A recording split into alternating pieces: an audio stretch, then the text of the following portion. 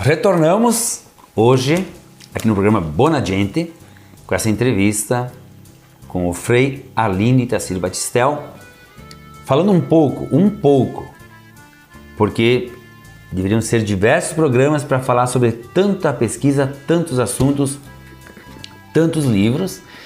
Então hoje é um resumo de um pouco do que o Frei pesquisou e fez. E eu vejo aqui que eu tô até perdido com tanto material, tanto livro. Mas vamos falar do esse aqui, Assim Vivos Italianos. Eu tô vendo que tem, é alta a pilha aqui, são 3 iguais? 3. Ah, não, vamos ver aqui. Vamos ver, 3 então. São 3 livros, Assim Vivos Italianos, Così Vivi Italiani. Mas é o mesmo? Sim. Não, aqui é a mesma obra com 3 volumes. Me explica como é que foi feito, como é que é esses 3 livros. Qual a importância che tem esses livros? Questo programma parla in italiano? Sì. Allora parliamo italiano adesso? No. Sento cosa? Sì, parla. Che non parlo più italiano perché i tosati capiscono niente. Anche quello. E allora se parliamo solo in italiano... Tanti non capiscono via. Tanti non capiscono via. Sì. E daí foi, in vista disso, que esse aqui é bilingue. Aqui, ó. É em italiano e tem a tradução em português. Sim. Então, do que trata essa obra aqui? Ela foi muito importante. Então, podemos dividir a história da imigração italiana antes desses livros e depois desses livros. Então, aqui, ó, são todas pesquisas, entrevistas que eu fiz para as pessoas aqui no Brasil. Desde de 15, 20 anos até 91, 92 anos, tá?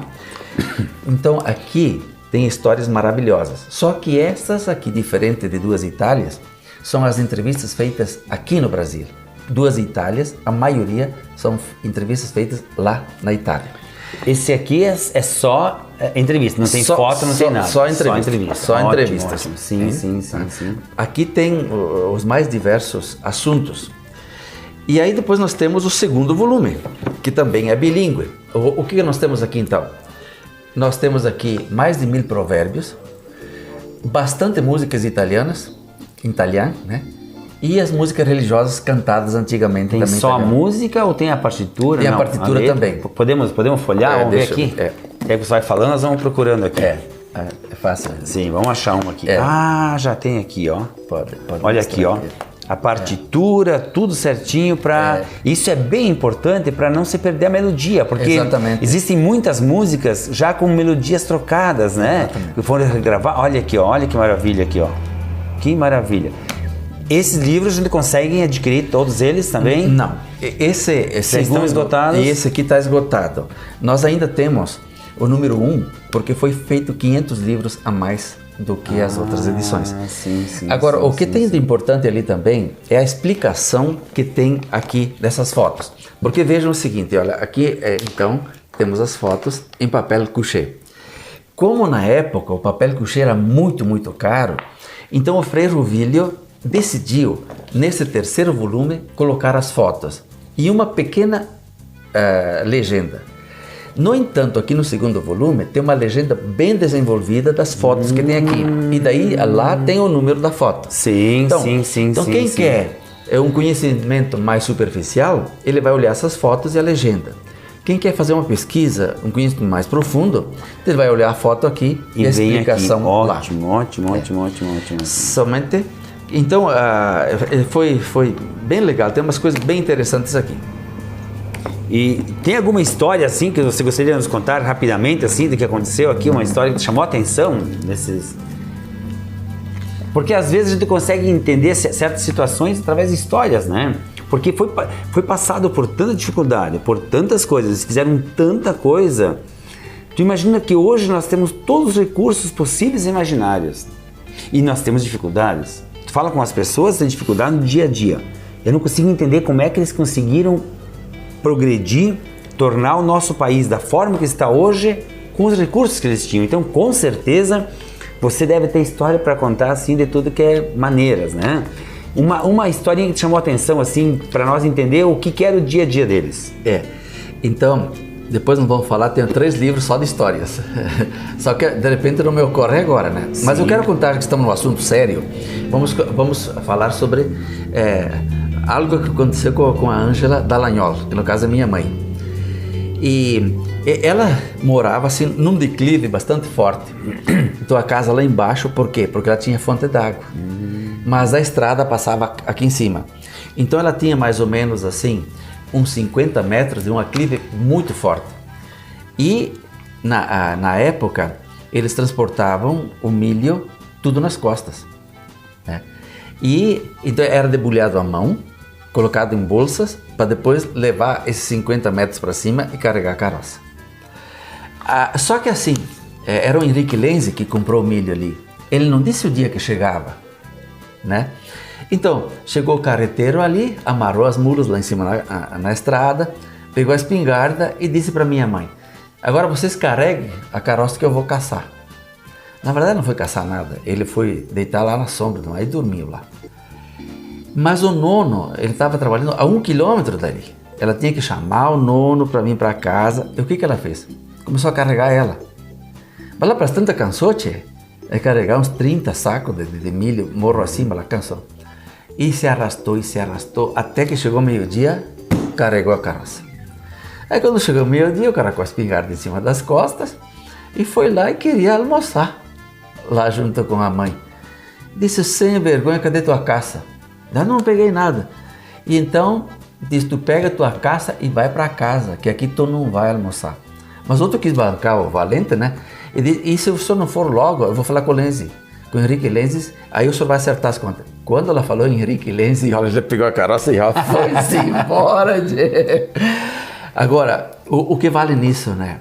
Carregar 30 sacos de milho, 50 metros, morro acima, que eu conheço aquele morro lá, né? E uma menina de uns 17, 18 anos ela tinha, né? Então, e logo que chegaram aqui, tinha árvores, né? Então não podia usar cavalo, nada. Que cavalo da onde? Era tudo nas costas. Então eles faziam um cesto de taquara, pegavam o milho, enchia aquele cesto, botava nas costas e atravessava a roça. Mas as madeiras que caíam não queimavam todas, né? Então tinha que passar por cima dos galhos, etc. Mas era um sacrifício que a gente não podia imaginar. Verdadeiros heróis, né? Aí quando começaram a utilizar o cavalo, aí sim foi uma facilidade, porque eles abriam trilhos no meio, né? E iam até lá perto dos montes de milho, carregavam então no cavalo e iam embora. Aí facilitou, mas nos primeiros 10, 15 anos aí foi bravo o negócio. E nós temos mais um livro que nós conversamos ainda, Retratos da Colônia. Me fala alguma coisa sobre esse livro aí, Retratos da Colônia. Então esse aqui é a primeira edição e essa aqui maior é a segunda. Esse livro aqui nasceu por causa do Museu Domingos Batistel. Em Nova Prata. Em Nova Prata. E Museu Municipal Domingos Batistel. O que acontece? Eu peguei muitas peças de antigamente que o pessoal deixou de utilizar por causa que compraram tratores, máquinas assim por diante, e coloquei no museu. Mas lá as peças não foram bem cuidadas. Elas ou se deterioravam, pegavam chuva, ou foram doadas. E aí eu vi o seguinte, digo, não posso preservar a cultura através do museu. E então, sabe o que eu vou fazer? Eu vou fazer um livro de fotografias. Então, a partir daí, eu comecei a fotografar e também filmar. Catalogando todos os objetos. E então, agora, lá no museu, vários objetos que estão fotografados aqui, que estavam lá no museu, não estão mais. Mas aqui tem uma história, a história completa por meio de fotografias. Só que veja o seguinte, uma coisa é você ir lá no museu, pegar um tamanco e pegar na mão e botar no pé. E outra coisa é você olhar a foto, né? A foto não te dá aquela sensação de dureza, de aspereza que dava no museu. Sim. Mas então, de qualquer forma, é assim. Então, Polenta e fotos coloridas, né? Sim. Fotos coloridas. Esse livro aqui é possível adquirir? Não, os dois estão esgotados. Não tem mais esses livros aí. E não há possibilidade de a gente produzir esse livro? Como é que funciona isso? A possibilidade há, mas precisa um caminhão de dinheiro. Você já pensou o que vale isso aqui? O papel couché desse aqui? E olha aqui, esse aqui tem 5.000 fotos. 5.000 fotos.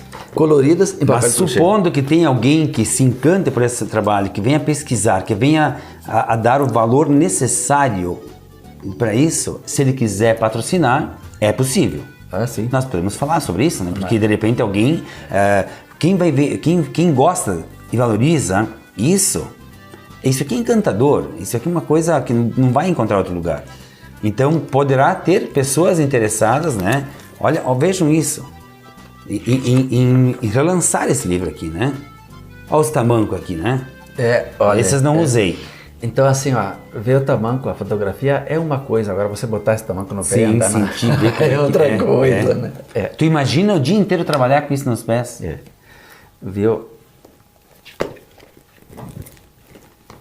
E quantas fotos tem aqui mesmo? Falou. Nesses dois aqui tem 5.000 fotos, mais 5.000 e poucas fotos. Todas legendadas, né? Não é foto tipo álbum, né? Sim. Não é aleatório, é tudo com sentido. Agora, o importante é assim, ó, Polenta e Liberdade e este aqui é o mesmo livro, a mesma história. Essa aqui é escrita e essa aqui é mostrada por meio de fotografia. Sendo que na Itália nós temos muito poucas fotos e aqui há um detalhamento muito bom a respeito dos usos e costumes lá na Itália. E aqui então, a respeito da viagem, também aqui não temos nenhuma foto da viagem de navio. Aqui é uma descrição bem grande, tá? Sim. Outra coisa aqui, sobre as balsas, por exemplo, que eles transportavam a madeira de Veranópolis até Porto Alegre pelo Rio das Antas, já temos várias fotos aqui. Mas temos uma descrição ali minuciosa, fantástica, a respeito desse trabalho de transportar madeira, tábuas, de Veranópolis até Porto Alegre. Então, na verdade, os dois se completam.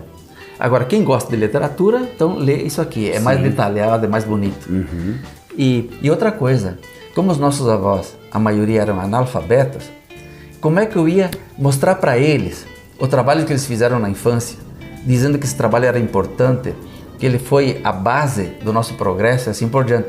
Eles não iam ler Polenta e Liberdade de jeito nenhum.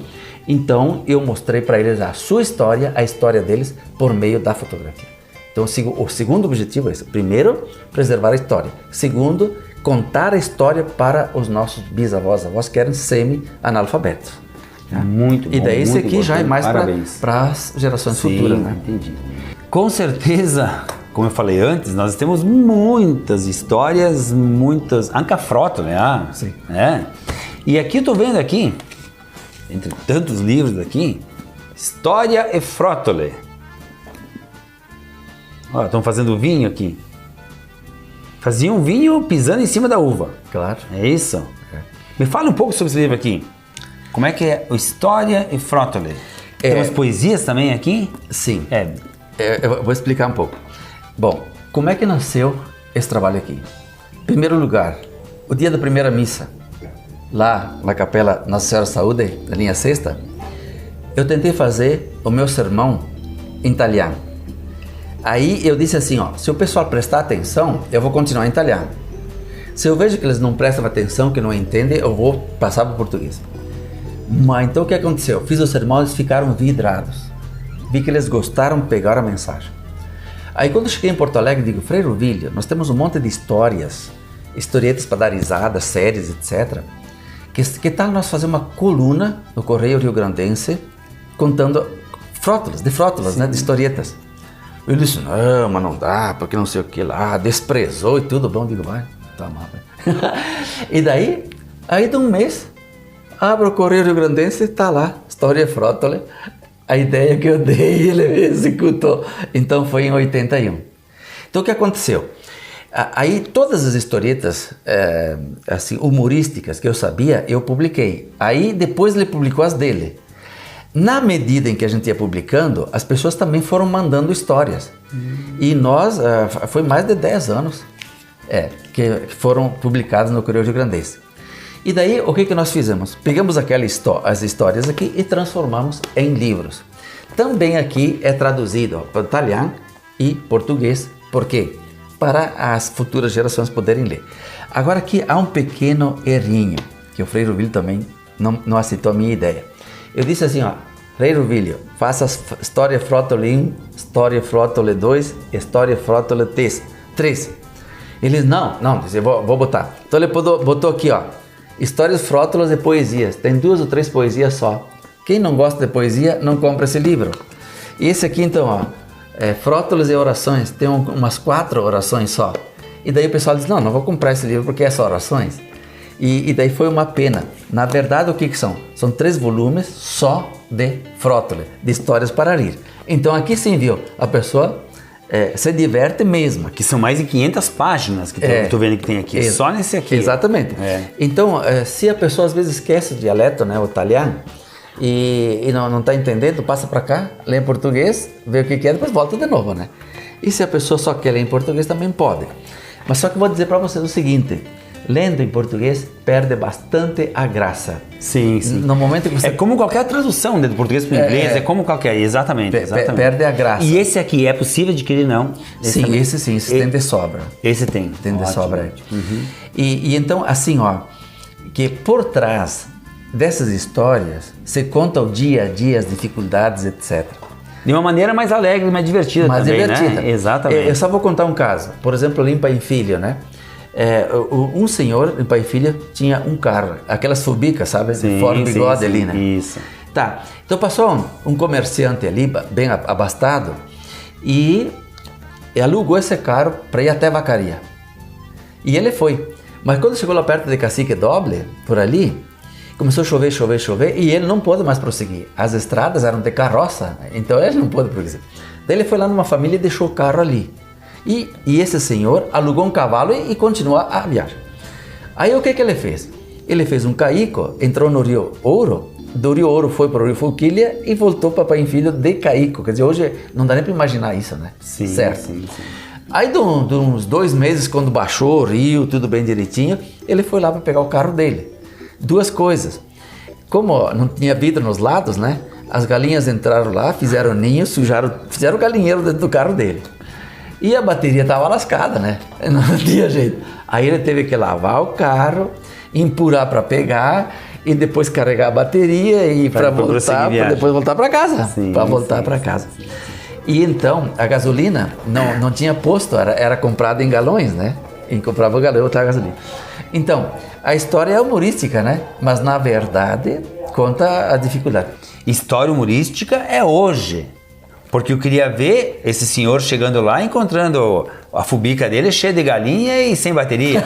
Não era humorística, né? Hoje a gente dá risada e se diverte e acha aquilo até uma história engraçada. Mas a situação não era, né? Mas bem não por era isso. Fácil. Mas por que o cara contou a história? Por causa que o carro dele foi transformado em galinheiro. Sim, para demonstrar o que aconteceu. Mas né? Por trás dessa história que o carro que valia um olho da cara, que era uma coisa de rico e tudo, se transformou em galinheiro. Essa é a piada. Mas toda outra história que está por trás, se não fosse essa historieta aqui, ninguém ia imaginar que tinha acontecido isso. Exatamente. E depois tem muita história religiosa também, de religião, padre, freira, etc. Ali. Tem muitas. Eu vou contar uma. Então... quanto italiano, agora vou trocar de língua então. Isso. Allora, era un posto che mai bestemava come i turchi. E allora il prete che non sti bestemare perché è inferno. Perché il prete dizia, pi bestemava. Peso devem ter. E allora cosa che ha fatto? Che tomava a ciapo in chiesa, butto lo fuoco del cielo e brucio. Vuoi vedere se si ferma a mia di bestemare?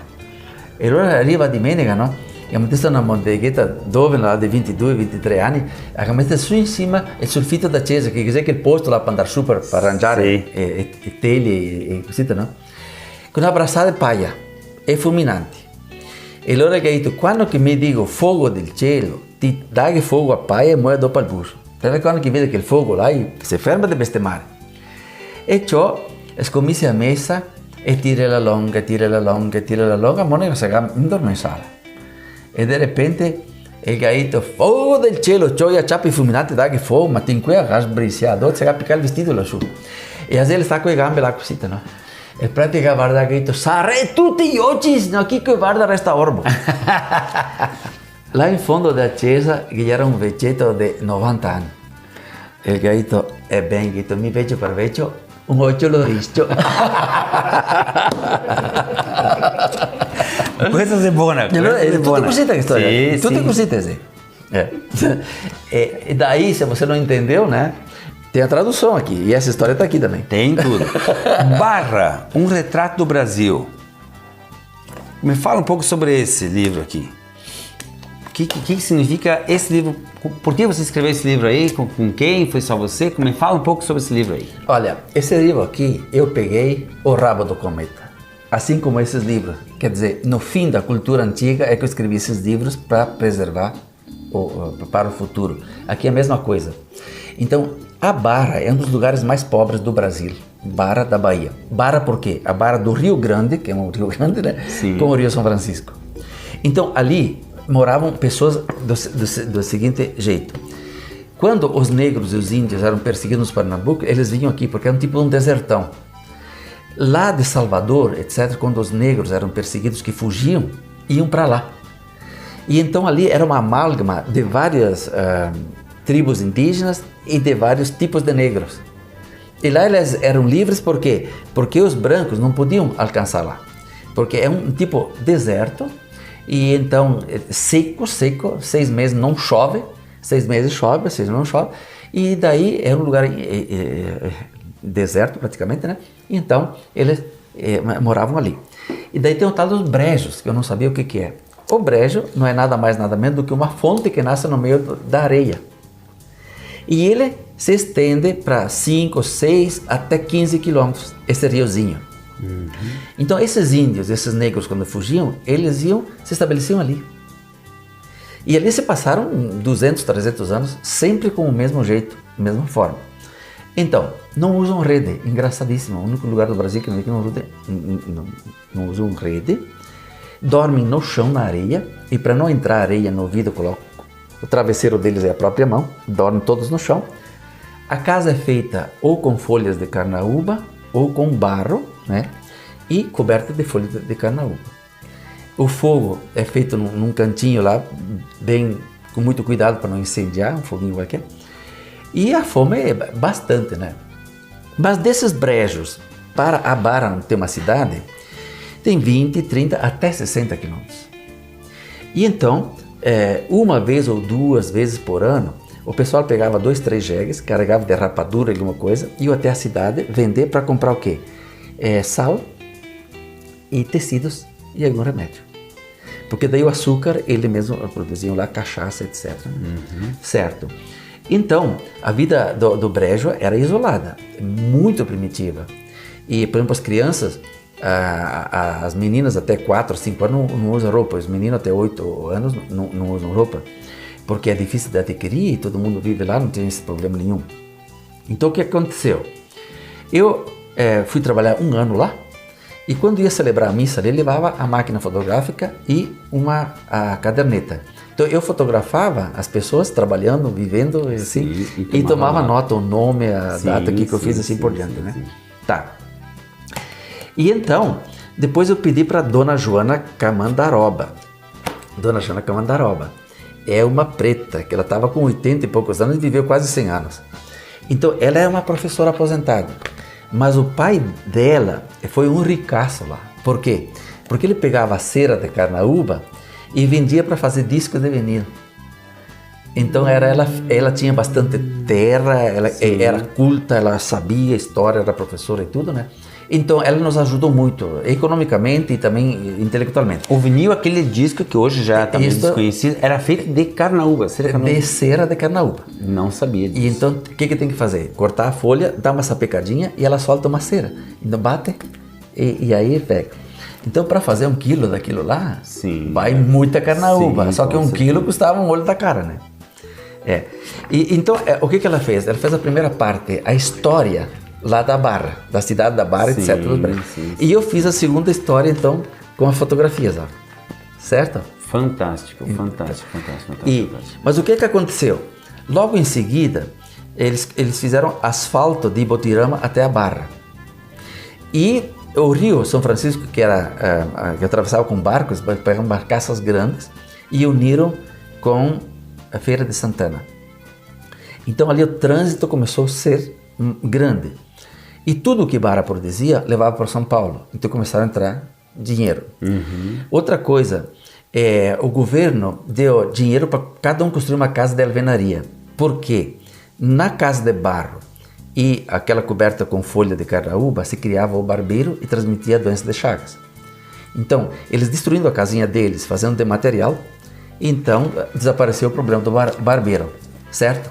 Bom, aí depois então, o que fizeram? Fizeram estradas de barro, eles chamam de barro uma estrada de terra, porque antes, quando tinha areia, você tinha que esvaziar os pneus da Toyota, metade, senão ela não andava, afundava. Mas quando chegava no pedaço onde tinha terra, tinha que encher, e com a mão, com a bomba à mão, ou a pedal. Chegava lá na areia, faz de novo. Isso dá. Os 6 meses que chovia, não dava para passar, por quê? Por causa das lagoas que se formavam, tá? Bom, eu fotografei tudo isso aqui, daí foi a estrada, começaram a vender daí as rapaduras, vender cachaça, etc. para São Paulo, entrou dinheiro. Aí começaram a comprar roupa, comprar, né, utensílio, camas, e as camas vinham aqui de Farroupilha, tá? Da Tela Sul ali. do Sul. É. Tá. E daí a estrada e a luz elétrica. Então o governo levou luz elétrica. Em 3, 4 anos, viu, desapareceram as casas, o pessoal começou a usar roupa normalmente, começaram a assistir televisão, começaram a comprar, adquirir, consumir produtos da cidade, e se foi. De tal forma que isso aqui não tem mais nada. Né? Veja a importância demorar de alguém... 4 anos depois, não tem mais nada. Olha a importância de ter essa ideia, pesquisar e ir atrás. Isso é fantástico, fantástico, fantástico. Então, e esse aqui é possível adquirir? Para quem está interessado? Esse está esgotado também. Esgotado também. Também. Nosso tempo está se esgotando. Nós deveríamos fazer diversos programas. Cada livro aqui é uma história importantíssima, que nos daria muito assunto. Hoje foi um pequeno apanhado geral sobre esse pesquisador e escritor. Percebe-se a intensa vocação e a vontade e o esforço de manter a nossa história, manter a nossa cultura, relatar através de histórias, relatar através de frótule, através de fotografias, de maneira que nós temos sim que fazer um outro programa mais detalhado, de repente pegando só um livro, 2 livros, né? Se aprofundando, porque esse é um programa, esse é um assunto que aquela pessoa que tem realmente interesse em conhecer um pouquinho mais da nossa história, nós temos aqui um bom conteúdo. Nós sabemos que a nossa história do Brasil se perdeu muito, tanto musical quanto de forma geral, porque não teve muitas pessoas que tivessem esse apoio, esse interesse, essa dedicação na pesquisa. Parabéns, Frei Arlindo, eu estou encantado, eu tenho certeza que nosso público do Bona Gente também está, e eu gostaria, se você pudesse nos passar um contato, alguém está interessado, alguém gostou, alguém quer dar uma sugestão, quer te parabenizar, quer adquirir livros, quem sabe lá relançar alguns que já estão esgotados, né? Como é que essa pessoa faria para entrar em contato contigo? Então comigo é assim pelo telefone 54 999 25 07 90. Esse mesmo número tem o WhatsApp. Então pelo WhatsApp é melhor, porque fica gravado, eu respondo quando posso e assim por diante, né? Sim. Agora, para adquirir os livros, principalmente Polenta e Liberdade, então seria melhor pegar a livraria Érico Veríssimo. Então, é Porto Alegre, né? 51 30 19 46 24. Então, 51 30 19 46 24. Lá é melhor por quê? Porque ela te manda pelo correio. Sim. Você paga no banco e pelo correio. Eu já não posso fazer isso porque tenho a minha vida sacerdotal, digamos, né? Mas, e o preço também vai ser um pouco diferente, claro, porque eles atendem despesa, né? Sim. Então, ou mesmo entrando em contato conosco, né? E a Livraria Martins de Porto Alegre também tem esses livros. Que é um trabalho que realmente vale a pena pesquisar, ler, e eu sei, eu trabalhei também com a cultura italiana, através do conjunto, né, a canção de Perté, e a gente percebe muito o interesse, está voltando o interesse das pessoas pesquisar sobre isso. Não é só sobre italiano, né, sobre a cultura alemã. De modo que geral. bom, do modo geral, que bom que as pessoas estão retornando. Esses livros, são quantos livros, Frei? 7. 7 livros. Mas se você quiser ter, digamos, uma visão geral de todo esse trabalho aqui, esse é um livro, ó. Polenta Liberdade. Esse é um resumo, é uma síntese de toda essa pesquisa, de todo esse trabalho. Então você quer adquirir, quer ter uma noção, quer ter... porque às vezes a gente ouve muitas histórias. Percebemos aqui que nós temos histórias verdadeiras, pesquisadas. Foi lá pesquisar como realmente aconteceu. Então esse é o livro Polenta e Liberdade, do Frei Arlindo Battisello. Frei Arlindo, mais uma vez, muitíssimo obrigado pela atenção. Estamos assim satisfeitíssimos, estamos felizes com toda essa explanação. Nosso tempo, infelizmente, é curto, mas eu acho que nós conseguimos passar um pouquinho do que foi essa imigração, essa história. Obrigado a todos, até semana que vem, até o nosso próximo programa. A tutti quanti, arrivederci, buona gente!